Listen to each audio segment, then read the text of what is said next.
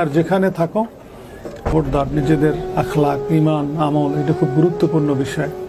সম্পদ পৃথিবীতে অনেক অর্জন করতে পারে না, জীবনে ব্যক্তি জীবনে অনেকে সুখী হইতে পারে বা পারে না, কিন্তু এরপরও একটা জীবন আমাদের আছে, সেটা হইলে পরকালীন জীবনে। এই জীবনে যেন আমরা অপমানিত না হই, ক্ষতিগ্রস্ত না হই, সেই বিষয়টা আমাদের সবার মনে রাখা দরকার।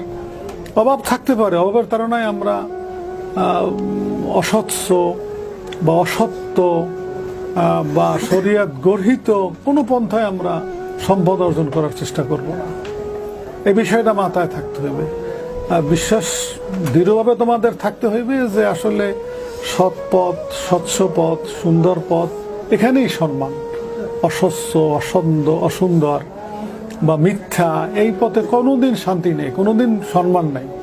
সে যত বড়ই আমরা বাহির থেকে